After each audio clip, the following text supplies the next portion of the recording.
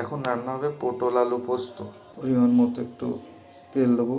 কড়াইটা একটু কালো হয়ে গেছে, পুড়ে গেছে। এত সুন্দর রান্নাই তো আমি, এখানে পুড়ে গেছে। একটু গরম হোক তেলটা। ওই কড়াইতে তো তরকারি ভালো হবে। এটা হচ্ছে সুস্বাদু তরকারি। ভেজে নেবো। এর ভিতরে কাঁচা লঙ্কা, পোস্ত, শস্য দিয়ে একটা পেস্ট বানানো হয়েছে, দেখতে পাচ্ছ। একটু হালকা লবণ দিয়ে দেবো এর মধ্যে, নাহলে সবজির ভিতরে লবণ যাবে না। দেখতে পেলে তোমাদের মাঝখানে একটা ভিডিও। চুকার নম্বর বলতে নেই।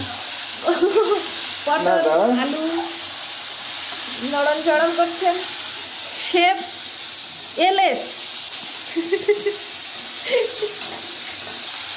পটলটা হালকা নেড়ে চেড়ে এটাকে তুলে নেবো। অনেকটা ভাজা হয়ে গেছে, হালকা হালকা ভাজা হয়ে গেছে। এটাকে তুলে নেবো এবার।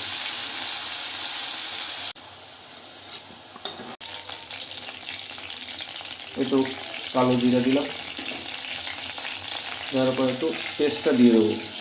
আমার গায়ে ছুটে আসছে। নাড়াচাড়া করে দিলাম,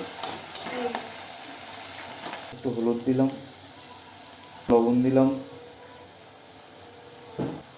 আর একটু চিনি দিলাম, কারণ মশলাটার তিতো ভাবটা যাতে না আসে।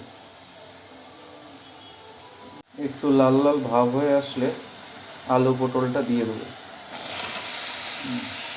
দিয়ে একটুখানি ভাজবো। একটু নাড়াচাড়া করে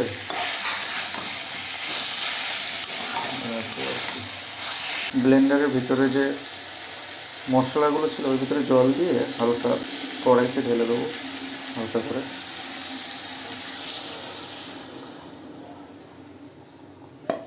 পরিমাণ মতো জল দেওয়া হয়েছে। এবার এটাকে ঢেকে দেবো, যতক্ষণ না সিদ্ধ হচ্ছে। আলুটা প্রায় গলে গেছে, আর একটু ঝোলটা শুকাতে হবে, নাহলে গ্রেভিটা ঠিক ভালোভাবে দেখা যাবে না। তৈরি হয়ে গেছে আমাদের আলু পোস্ত পটল, আলু পটল পোস্ত তৈরি হয়ে গেছে আমাদের আলু পটল পোস্ত। কি সুন্দর দেখাচ্ছে, খুব সুন্দর টেস্টও হয়েছে, খেয়ে দেখেছি।